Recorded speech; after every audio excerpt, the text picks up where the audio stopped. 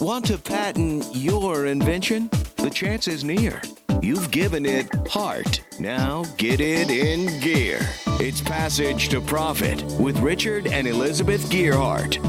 This is Richard Gearhart and Elizabeth Gearhart on Passage to Profit. Welcome to our show, the show about startups and entrepreneurs. And today we're going to talk about crowdfunding.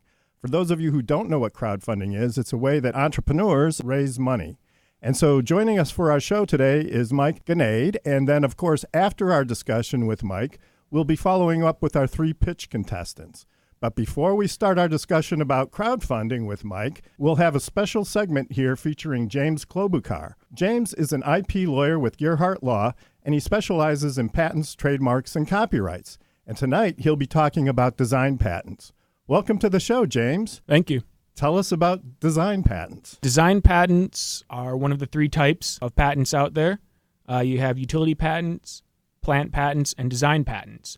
And the key takeaway for design patents is that you're protecting the ornamental appearance of the item that you're looking to protect. Most are familiar with utility patents, and at that point, you're really protecting the function, the concept, the method, the process, whatever it is to your invention. But, with designs, again, it's the ornamental appearance. And the example I always give is the retractable pen. For example, if you have a retractable pen, it's a spring-loaded pen. You click it, you use it, you click it, and put it away. But you can think of how many types of pens you've seen that implement that. But each one is a little different in terms of design. And that's really the heart of the design patent. You haven't invented a new pen per se, but you've invented a new design for a pen. And there you have it. So what types of inventions are best protected with design patents? Almost anything, realistically. It really depends. Design patents really run the gamut. It can be anything from furniture, apparel, ordinary household items, even food items. And many people are surprised at food items, but anything from dog biscuits to chocolate bars, it's fair game. One of my favorite design patents is a pizza. So I had that hanging on my wall for a long time, made me hungry. So, James, what is the advantage of a design patent? Like, let's say if you had a choice of a design patent or some other IP, why would you go with the design patent? It partially boils down to what you're really looking to protect. Are you looking to protect the function of the item, or are you looking to protect the design? And then outside of that, what you really have is design patents are often less expensive than utility patents, and they're much easier to obtain, overall. So if I have a logo, say, I'll probably get a trademark on that. Would I get a design patent on a logo? Like, would you try to get both? Would you pick one or the other? Yeah, at that point, you're probably dealing with a trademark. The closest to a logo for a design, is often going to be like a computer design, something like an icon or, for an app, something along those lines. Is protectable via, a design patent. The icon is the little button that I push to activate the app on my cell phone. Exactly. Okay. All right. So does Apple have a lot of design patents? Yes, absolutely. Apple, Samsung, the old smartphone wars, there's plenty. Thank you, James, for sharing your deep expertise on design patents. If you want to know more, you can always call him at Gearhart Law, and he can go into excruciating detail with you. So, joining us now is Mike Gnade from Manor Games, and we specifically sought out Mike and asked him to take the train up here from Delaware to be on the show because we thought he had something really important to share with our listeners. Mike is an expert on crowdfunding and a successful entrepreneur who has had 5 successful rounds selling games.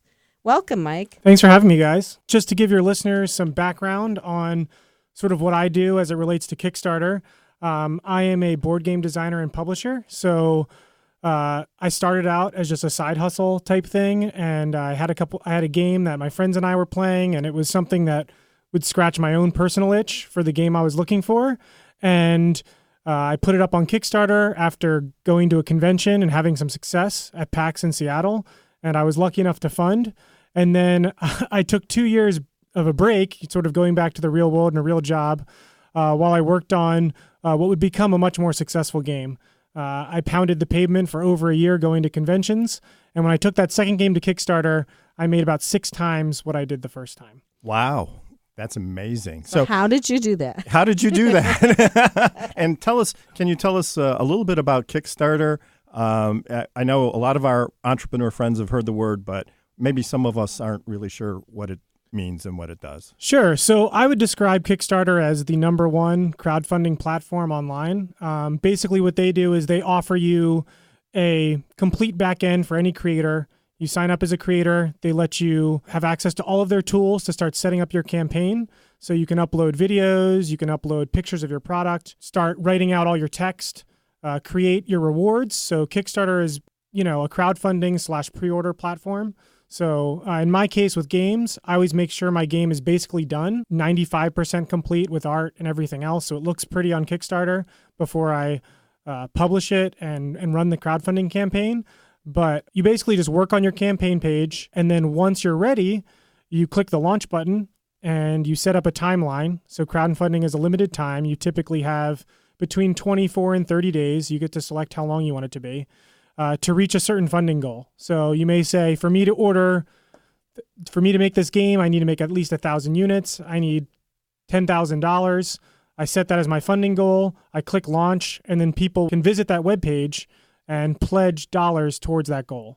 And if I reach the goal at the end of the 30 days, they're charged for the money. Kickstarter takes 5% by providing you the tools and platform, and then transfers the money to you, and then you use that money to deliver the product. Great. Yeah, no, Mike, that's awesome. One question I had when you mentioned that was, the second game, you said wildly more successful. What was the reason? Was the game just that much better, or what did you do? What did you learn to implement that second time around? Well, I will say that every time I've done a Kickstarter and I finish up, I've always learned something new. You obviously learn you obviously make the most mistakes your first time and learn the most from your first go around. So I do think I learned a lot from my first Kickstarter, but I attribute a lot of my success to having the game practically complete for almost a year and going to convention after convention, bringing a clipboard with me, demoing the game, playtesting the game with fans to make it better, and iterating on it. And then also I always had a clipboard with me so I could take their email address if they liked it. So I really grew an email list of people that I could email as soon as I clicked that launch button.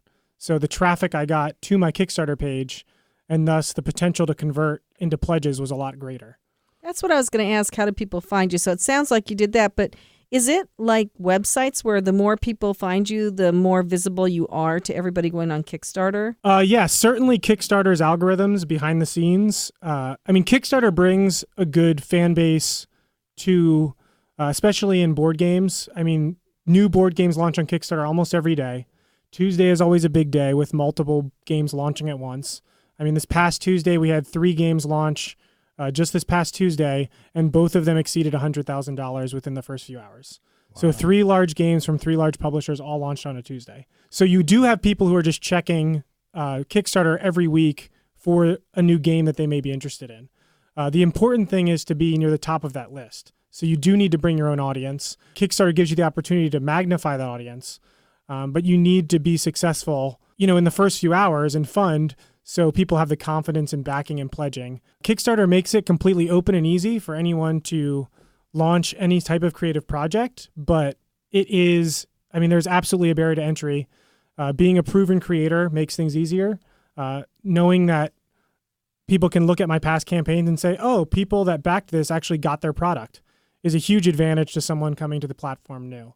For every Kickstarter success story, there are plenty of funded Kickstarters that have never delivered anything and stolen people's money as well. So, there's horror stories out there too. So the fact that I'm sort of vetted and proven certainly helps me. Is there anything on Kickstarter like pay to play, like paid advertising for Google, or any way that you can give Kickstarter money to bump you up in the rankings so people find you easier? No, so Kickstarter just uses their own algorithm. So based on how many people are funding you at any given time, that's going to put you on their popular list or not. So if you're getting $1,000 an hour and the next campaign's only getting $500 an hour, you're going to be on that number 1 popular spot, and the campaign that's making $500 an hour will be number 2. I do advertise through Facebook and Google and other places to drive traffic to my Kickstarter page, but there's nothing within the Kickstarter ecosystem to spend in addition. They just take their 5% fee only if you fund.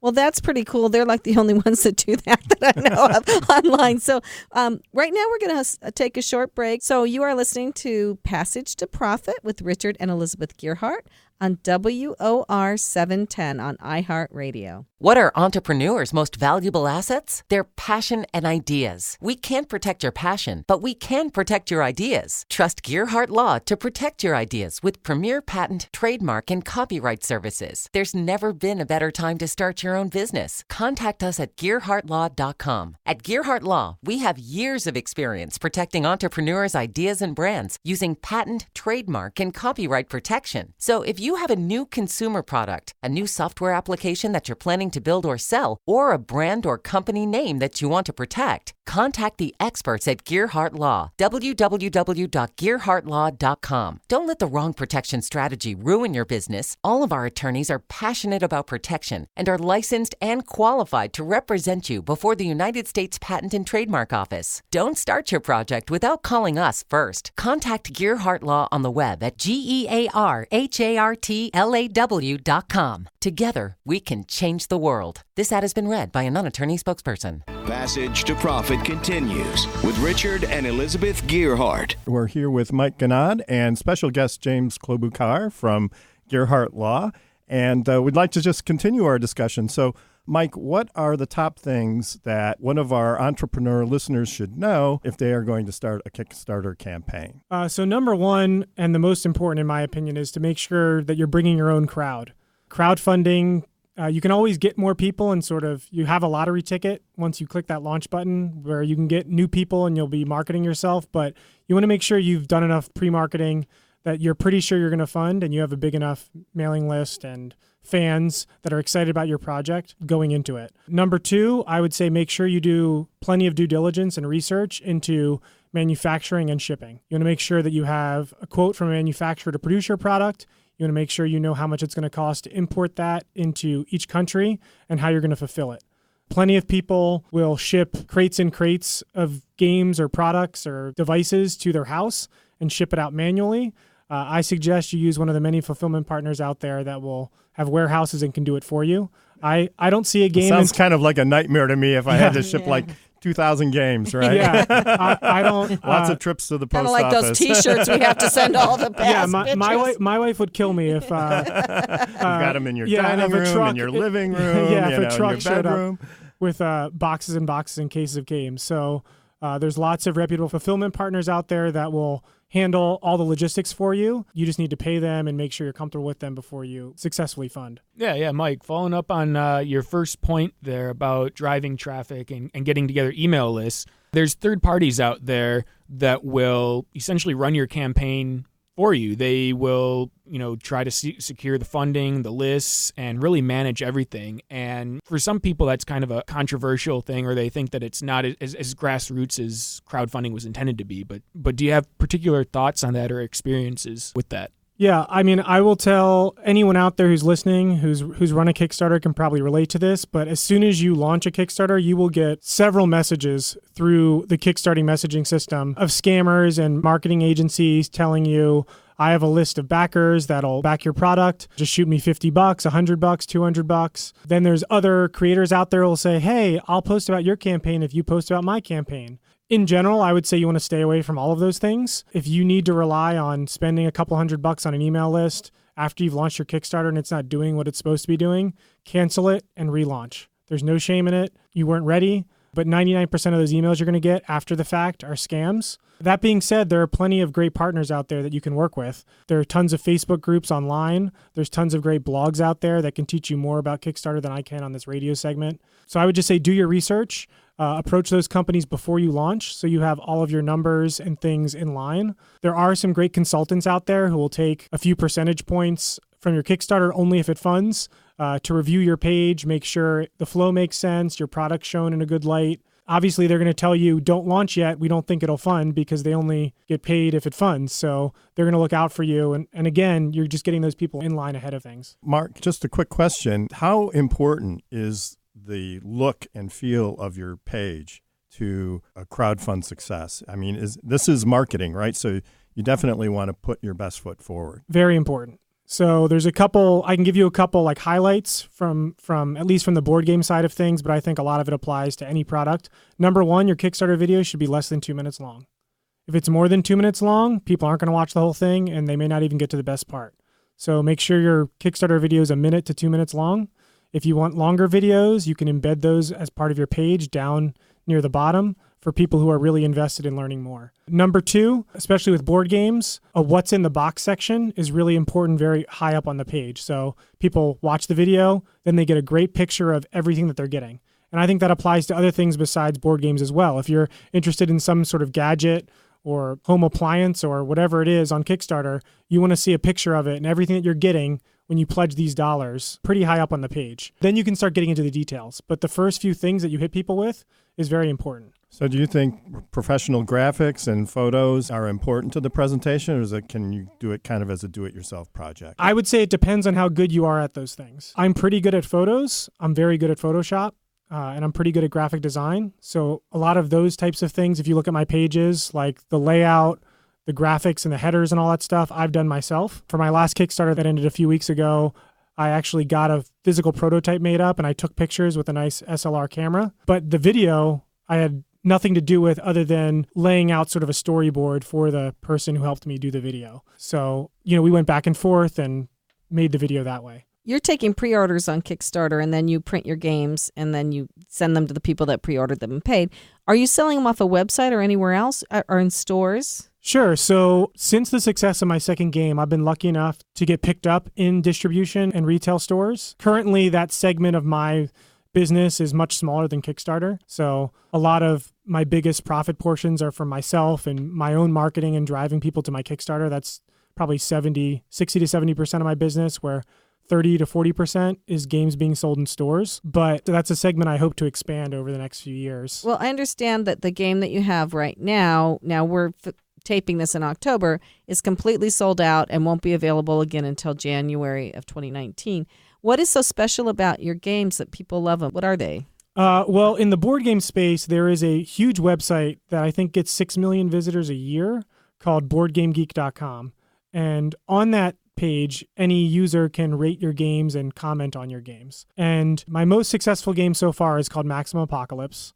It is a roguelike adventure game where we would all work together to try to survive an apocalyptic scenario. Oh, how nice. So I don't think I would survive. I guess a little bit of training is good for everyone, right? Yeah, it's not super... Buy this game and you'll survive the apocalypse. I wouldn't say it gives you real-world survival skills, but as opposed to me trying to beat you, Elizabeth, in the game head-to-head and something really aggressive, we're actually going to be working together to try to beat the game that I design. Like, you're trying to beat me as the designer, and you're going to work together with your friends to try to do that. So that game launched on Kickstarter in April of 2017, and it was delivered to backers January of 2018.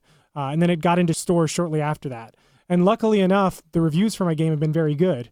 And as a small indie publisher, I don't print thousands and thousands of extra copies to go to stores because I don't know if anyone cares. other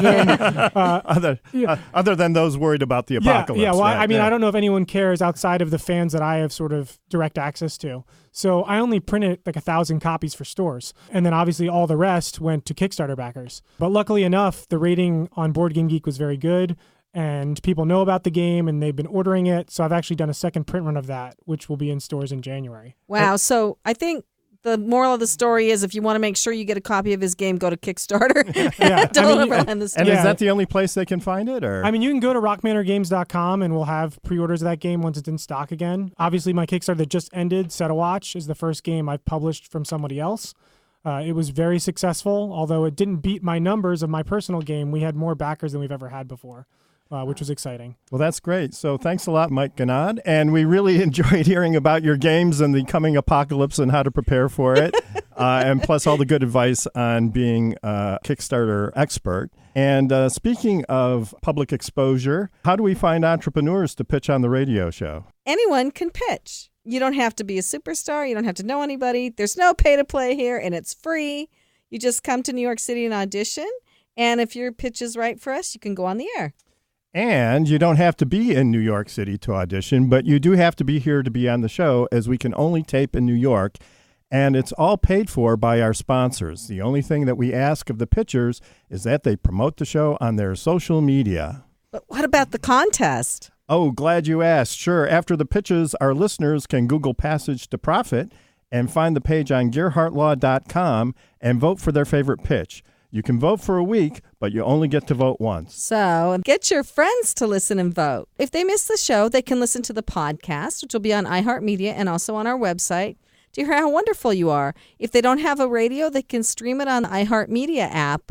Just tell them to remember the name of the show by imagining walking down a passageway with a pot of gold at the end. Passage to Profit. Yes, and may your passage be short and your profit be huge. Passage to Profit with Richard and Elizabeth Gearhart on WOR 710 on iHeartRadio. Hi, I'm Lisa Askley's the Inventress, founder, CEO, and president of Inventing A to Z. I've been inventing products for over 38 years. Hundreds of products later and dozens of patents. I help people develop products and put them on the market from concept to fruition. I bring them to some of the top shopping networks in the world: QVC, HSN, eVine Live, and retail stores. Have you ever said to yourself, someone should invent that thing? Well, I say, why not? Make it you. If you want to know how to develop a product from concept to fruition the right way, contact me, Lisa Askley's the Inventress. Go to inventingatoz.com, inventingatoz.com. Email me, lisa@inventingatoz.com. Treat yourself to a day chock full of networking, education, music, shopping, and fun. Go to my website, inventingatoz.com. Now more with Richard and Elizabeth. Passage to Profit. And now we start the pitch competition. Each contestant will have a total of 8 minutes to make their pitch. The first 2 minutes they fly solo, and so for that time describe their project and put it in the best possible light. The remaining time is for the Inquisition, where they'll be challenged by Richard, Elizabeth, and Mike to describe their project in greater detail and convince the audience their project is the best. At the end of the program, our listeners will be directed to the Passage to Profit page on the Gearhart Law website, where our listeners can vote for the pitch they like the best. Our first pitch contestant is Rosemarie Malouf with Smarties Smart Sticks. Thank you, Elizabeth, and thank you, Richard, for having me here on Passage to Profit. I'm very excited. My name is Rosemarie Malouf. I'm from Bayville, New Jersey, and my invention, my patented game now is Smarties Smart Sticks. They are the sticks that make you smart, the game that sticks with you. Smarty Smart Sticks came to be when I was looking for a fun, exciting way for my children to learn the material that they were being taught in school in a fun way, you know, for them to be able to remember and for it to stick in their heads when they were looking to study. So at the time, I was working... No pun intended, right? Stick with you. At the time, I was working as a dental hygienist. And one night I decided, you know what, I think I'm going to take some of these tongue depressors home and color them in different colors and then put questions and answers on one side of the stick. So I took it home and I painted them and I started applying the questions and answers on it.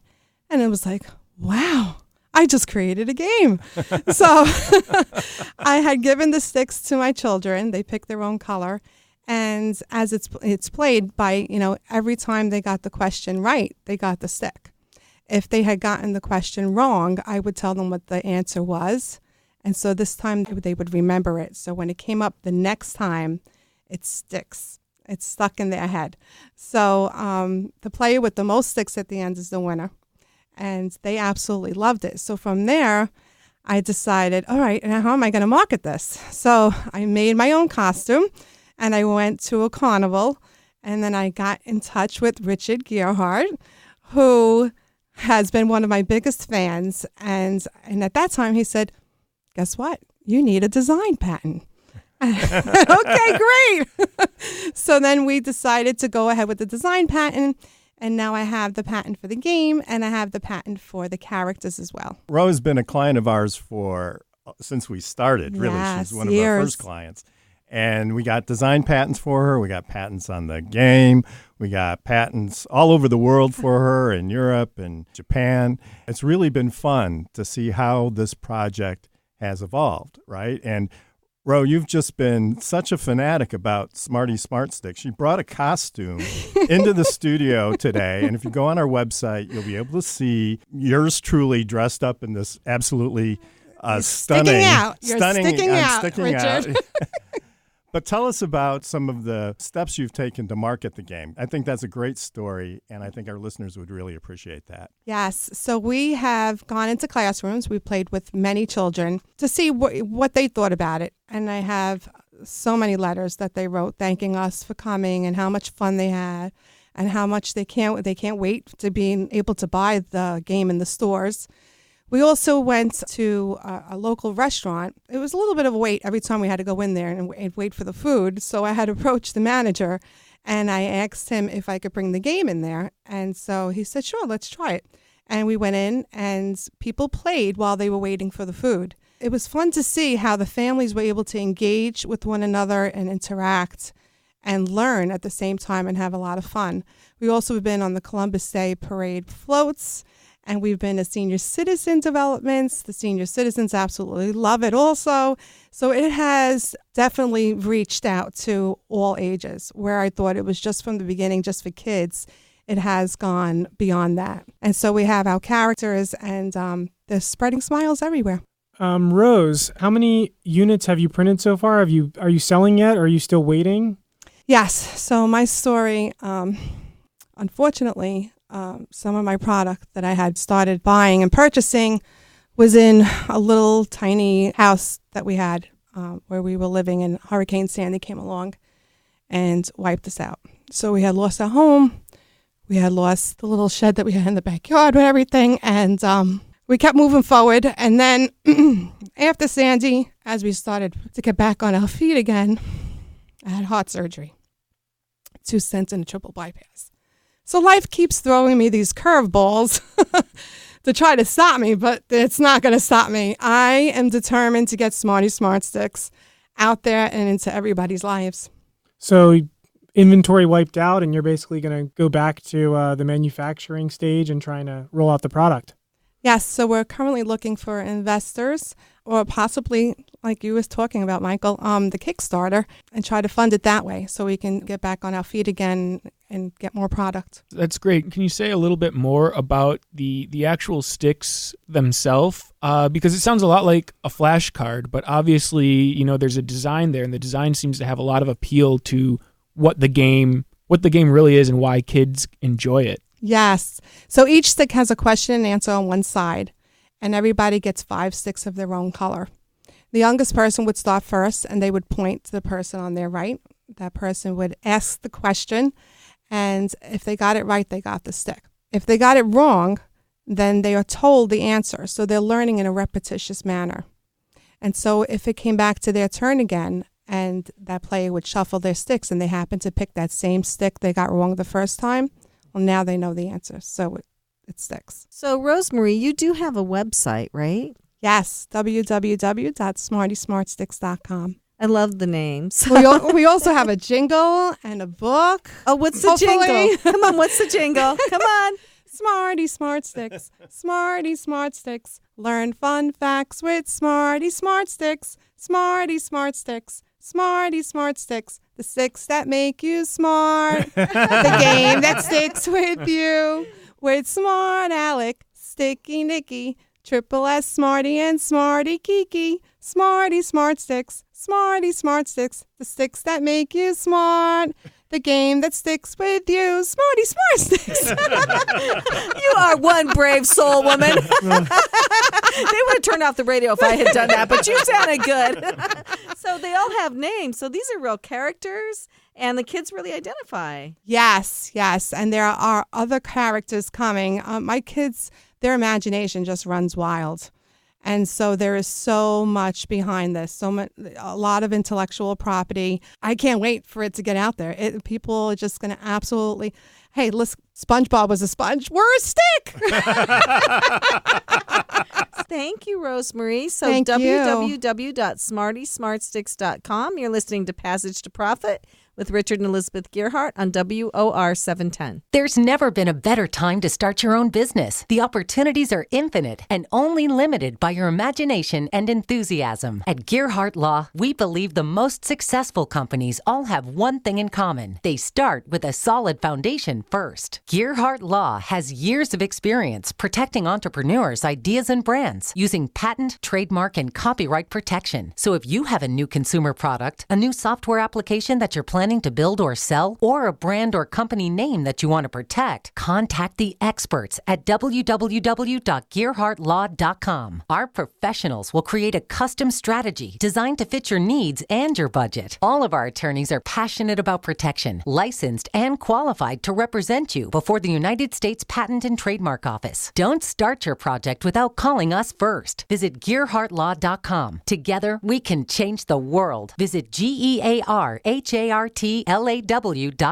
This ad has been read by a non-attorney spokesperson. Passage to Profit continues with Richard and Elizabeth Gearhart. Our special guest this evening, Mike Gnade, and also our featured Gearhart Law intellectual property attorney, James Klobuchar. They're manning the microphone. So we're here with our next pitch, Paulina Bryant, and she's going to be talking about Live Lawyer. Paulina, you've got 2 minutes to pitch. Go. Hi, my name is Paulina Bryant. I'm the creator and owner of Live Lawyer app. My app is an app that if the police stop you, you will push my app and a lawyer will come available to you via a FaceTime or Skype-like device. And after you get the lawyer, you will have the lawyer speak directly to the police officer, and then it will ping your family and your contacts to let them know that you've been stopped and where you're located. And my final phase is going to be voice activation. Just in case the police officer tell you can't touch your phone, you can say Live Lawyer, and the app will be activated. Oh, that's great. So if you happen to be driving down the street, you get pulled over by a cop, then all you do is yell Live Lawyer, and a lawyer springs out of your cell phone Yes. and defends you in that interaction. So Yes. I think that's a very, very excellent idea. I think there's a lot of people who could relate to how important that kind of service would be. So how did you come up with this idea? Well, I came up with this idea from my son, Jordan. He had a new car, and he kept calling me, saying to me, Mom, the police keep stopping me. I don't know what to say. I don't know what to say. And 2 seconds later, out of my mouth, it came, too bad you can't Skype a lawyer. So that's exactly how I came up with the idea. Where do you find the lawyers then for this? I mean, it would seem like, you would have to almost have somebody available 24 hours a day, right? Right. What's going to happen, because my app is still getting produced, is that we're getting lawyers on board, and they're going to have their team, or we're going to have any type of lawyers or all type of lawyers that are coming from anywhere. If they can, fill the time slot and they can get into our queue, then they'll get a client when, the app is pushed. Well, speaking as a lawyer, I love that idea. I guess my question would be is how did you approach, I assume the way you phrased getting the app produced, I assume you're not a coder. No. How did you go about finding, a programmer or a coder to partner with or hire to do your app? What I did was some research, and I went through a few people. I actually Googled and I did research, and then I called, and then I contacted folks, and I went to the best one that I could find. And right now I'm working with Phenon Apps, and they're doing a pretty good job. Yeah, Paulina, very interesting, particularly as a lawyer myself. But a couple questions. I'm really interested in some of the details here. When you sign up for your app, how do you go about creating that attorney-client relationship? Is there some sort of a waiver or something that has to be agreed to when you sign up? And a second question before you answer that, when you said it alerts your contacts, I assume you can pick those contacts. I mean, I may not want my mother knowing I've just been pulled over. Truthfully. Again, I know. I don't live at home anymore, but I don't want her to know this. I get it. Yes, we're going to have disclaimers and disclosure notices that, you're going to sign before you sign up for the actual app. And also, what was your second question again? I'm sorry. Oh, if you can pick the contacts that are alerted when you're pulled over. Yes, you will be able to pick your contacts. Okay. I'm curious about what your revenue model is for making money on this app. Am I going to pay per minute that I have a lawyer live? Is there going to be some sort of membership fee, monthly fee to have the app installed? Well, right now I'm looking at subscription based, and then once I get like advertisers and things like that, it might just become free. And I'm looking also for the lawyers when they come on, they can actually, I'm not sure how I'm going to have them. Either they're going to pay to, come onto my app, or probably give some money if they get a client or things like that. I'm still working that out because I really want to make sure I'm making the best choice with that. So, Paulina, is this going to be based state by state? Because I know some of the laws are different. For instance, we have an acquaintance who shall remain nameless, who was pulled over in New Jersey for a DUI, moved to another state. In New Jersey, it's a traffic violation. In other states, it's a misdemeanor. So the lawyer would have to know that, right? Yes, and it's going to be state to state. So I hope you're planning an intellectual property module, so when somebody has an idea, they just hit the button and Gerhardt Law pops up on their phone? Yes. Yes. A little shameless, self-promotion. So you've probably talked with a lot of lawyers about this, and how are they reacting to your idea? They like it. They just want it to get complete so they can jump on board. So that's my hardest thing, is just trying to, right now it's on Google Play, and it's on, Apple is supposed to do it this week, and I'm supposed to be uploaded to Apple this week. However, once they sign on and then we test it, we're going to have to test it locally, and then we're going to try to go out nationwide. Obviously, we just said you'd spoken to lawyers. Have you spoken to the other side, the law enforcement side, and to get what their reception could be potentially to this? Actually, because there's a big push nowadays, body cams, everything else is, trying to be more transparent. And is your sense that they find this helpful, or? Well, I actually did have a conversation with some law enforcement officers. I actually was walking around the park, and then I was handing out my card, and he was like, "This is not going to work. This is not going to work." And I'm like, "Why is it not going to work?" And he said, "No, because we don't have to listen to this." I'm like, "Well, folks can be represented by their lawyer." And after he and I talked for a while, he actually said it was a great idea. But at first he was very defiant in the beginning, but afterwards he was like, "Okay, I think this is a great idea. Good luck with your idea." So assuming you're successful and you get these apps downloaded and tens of thousands of people start loading Live Lawyer on their phones, how are you going to scale this business? You've got to have lawyers on call 24/7, and if you have enough users, you're going to need multiple lawyers at any given second available to deal with the traffic violation. Or, I guess it doesn't even have to be a traffic violation. If you've got your phone in your pocket, you could use them for anything. Yeah, you could use it on the street, I guess. Right. We're gonna use it for anything. Even if you were going to sign a contract or anything like that, you might need a lawyer. We're trying to spread out to any type of law. But right now, our main focus is just on the traffic stops, and we're going to grow from that. So that's what the direction we want to take. So is it going to be like an ER model in a hospital where they have a bunch of doctors on call, and hopefully you get the right doctor? But at least a lawyer would know some law. From the way we set it up, we have a section for criminal law. If you press it, contractual law, you can press that or whatever. We have different little divisions. You have different little categories. Yes. And then would you be able to also record the conversation at some point? Yes, all the conversations will get recorded, and they go up to the cloud to be saved. What about scheduling a call? So I know I've got a big meeting with a contract, or I'm sitting down, I'm presenting with a contract, and I know I'm meeting so and such to potentially sign this next week. Can I log onto your app and schedule? I'm going to need an attorney at 8 a.m. in this conference room. Yeah, you should be. If you push the button and you get an attorney, you can actually tell the attorney that you need them in a few hours, and they should be able to help you with your need. You had said that everything is recorded and uploaded to the cloud. Yes.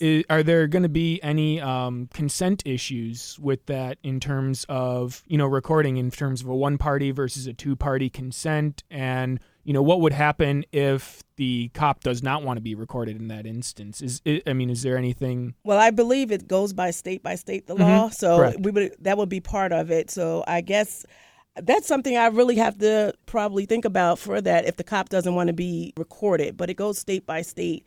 And I don't know if we can actually blur the cop's face out or whatever, but it's going to the cloud. Well, that's a great question, James, and a great answer, Paulina. Thank you so much for bringing Live Lawyer to us on Passage to Profit. It's a great invention, and I think it's a long time coming. We're so grateful that the technology is here now that we can put those protections in place for people. Paulina Bryant, Live Lawyer. You can find me at livelawyer.app.com. And you're listening to Passage to Profit on iHeartRadio, 710 on your AM dial. What are entrepreneurs' most valuable assets? Their passion and ideas. We can't protect your passion, but we can protect your ideas. Trust Gearhart Law to protect your ideas with premier patent, trademark, and copyright services. There's never been a better time to start your own business. Contact us at GearhartLaw.com. At Gearhart Law, we have years of experience protecting entrepreneurs' ideas and brands using patent, trademark, and copyright protection. So if you have a new consumer product, a new software application that you're planning to build or sell, or a brand or company name that you want to protect, contact the experts at Gearhart Law. www.gearhartlaw.com. Don't let the wrong protection strategy ruin your business. All of our attorneys are passionate about protection and are licensed and qualified to represent you before the United States Patent and Trademark Office. Don't start your project without calling us first. Contact Gearhart Law on the web at GearhartLaw.com. Together, we can change the world. This ad has been read by a non-attorney spokesperson.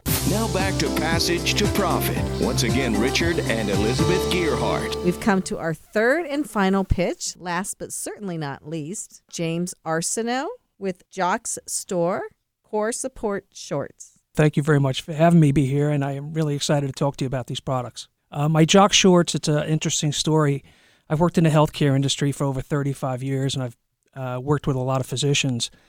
And I had this crazy idea about putting a pair of compression shorts together with a back and core support belt with instant hot and cold packs. Being a sportsman my whole life, I had hurt my back and wasn't able to do anything. I became a couch potato. And because of that, I put on about 35 pounds. So I came up with this crazy idea, and one of the physicians I was working with, I told him about it, and he says, "Hey, Jimmy, how would you like to meet with the best back doctor in the world?" And sure enough, 2 days later, I'm at the hospital for special surgery, meeting with Dr. Vijay Vad, who's the head of sports medicine there. I put together a primitive little prototype, told him about my idea, and he says, "Holy cow, you got something there." And I said, "Well, Doc, would you like to be my partner?" He says, "Absolutely, but you have to do all the work." And he wasn't kidding. So my partner and I, a gentleman by the name of Paul Iskion, we were hockey players together in high school, started our journey. We traveled up and down the East Coast looking for selective materials. I met with seamstresses and created a product, and we decided to showcase it at the PGA merchandising convention for golfers down in Florida. And we just bought a 10x10 booth, and the response was just off the charts. We were actually voted Cool New Product of the Year by Golfing Magazine. First time we were ever at a show. That was out of thousands of products that showcased that day, so it was very impressive. So we went through the patent process. It took us over 4 years to get our first patent. And we launched this, and we've been on the market now for a number of years, and it's doing very, very well. We have a number of sports pro teams across all sports, golf, baseball, lacrosse, you name it. Players now wearing my Jock's product. So it's been a tremendous journey so far. And from there, we then created a medical product that's actually covered by the FDA and the PDAC. The PDAC is a government agency that gives you approval for insurance coverage. So this is covered by Medicare, Medicaid, and major insurance. And this is it. You can see it's a very rigid belt. It's for people who have serious back injuries or are post-surgical patients. So this is our retail product. Again, very lightweight, 10 ounces. You wear it as your regular underwear under your clothes, and it does a tremendous job for you. This was a really great pitch. I just want people to know exactly how to find your products.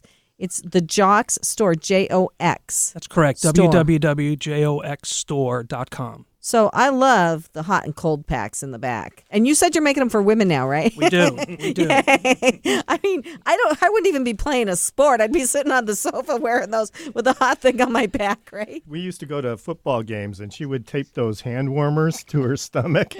All over my body.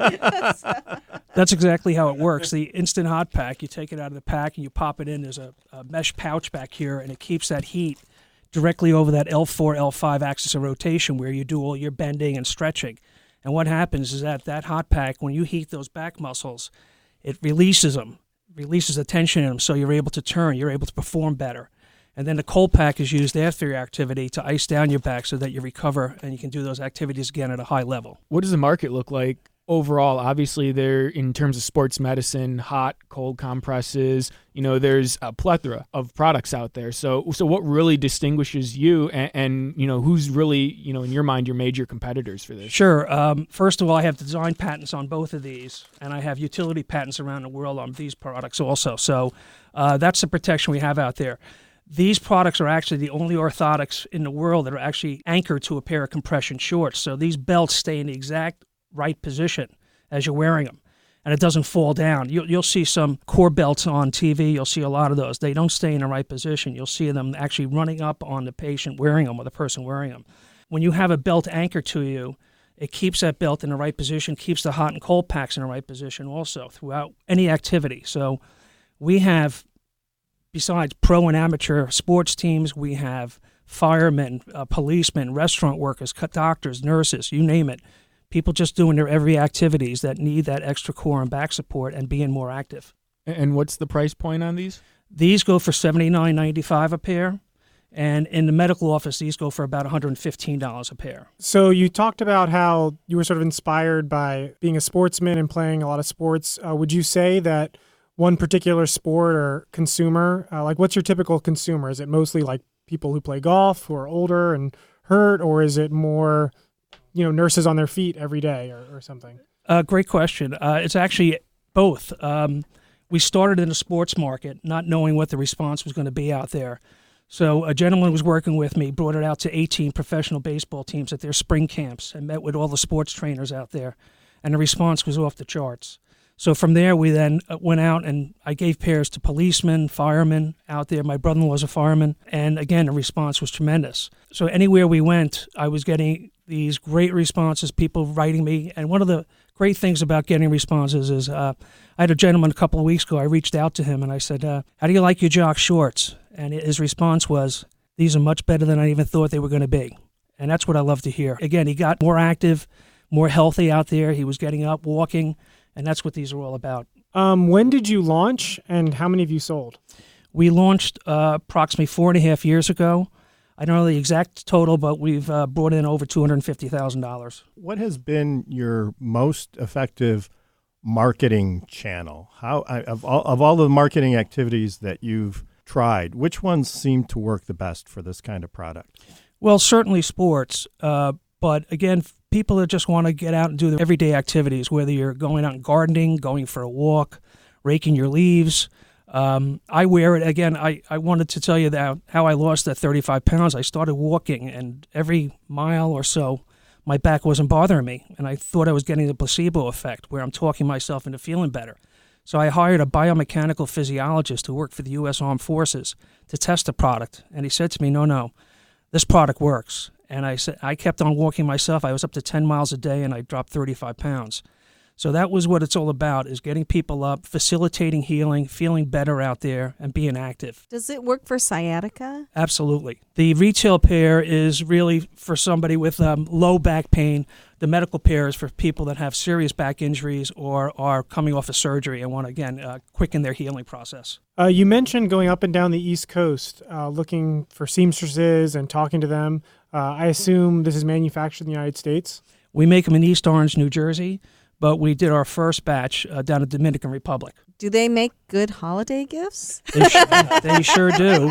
And again, just go to www.jockstore.com and we'll be happy to help you. So how long does a pad last? Is it a one use for like 8 hours or something? Exactly. The hot pack is one use. It lasts up to 14 hours.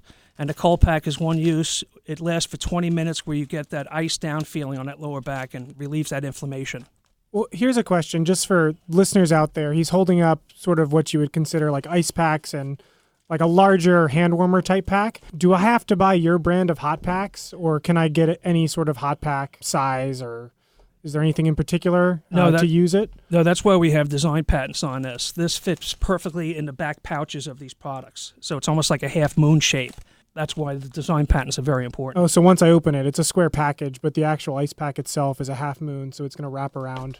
Fits right in this back pouch. Gotcha. Yep. So is this a subscription service? Like if I buy the pair of pants, how long do the pants last? It varies. We tell our buyers to drip dry them but I also throw them in the dryer, just convenience. So I have pairs that have lasted over 2 years already. What happens eventually, it's like any pair of underwear, the bands start loosening from excessive use.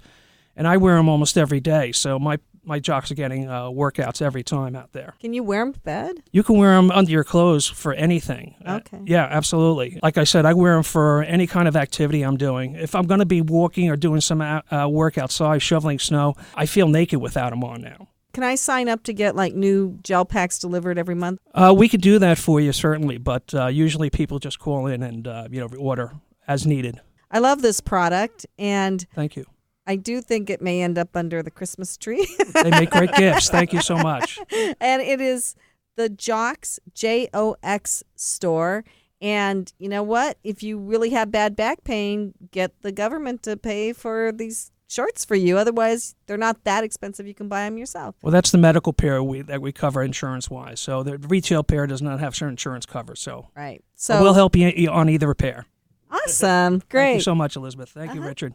So you're listening to Passage to Profit with Richard and Elizabeth Gearhart on WOR 710 iHeartRadio. There's never been a better time to start your own business. The opportunities are infinite and only limited by your imagination and enthusiasm. At Gearhart Law, we believe the most successful companies all have one thing in common. They start with a solid foundation first. Gearhart Law has years of experience protecting entrepreneurs' ideas and brands using patent, trademark, and copyright protection. So if you have a new consumer product, a new software application that you're planning to build or sell, or a brand or company name that you want to protect, contact the experts at www.gearhartlaw.com. Our professionals will create a custom strategy designed to fit your needs and your budget. All of our attorneys are passionate about protection, licensed and qualified to represent you before the United States Patent and Trademark Office. Don't start your project without calling us first. Visit gearhartlaw.com. Together, we can change the world. Visit GEARHARTLAW.com. This ad has been read by a non-attorney spokesperson. Now more with Richard and Elizabeth. Passage to Profit. We've come to the end of our presentations this evening. And remember, everyone, to go to the Passage to Profit page at gearhartlaw.com,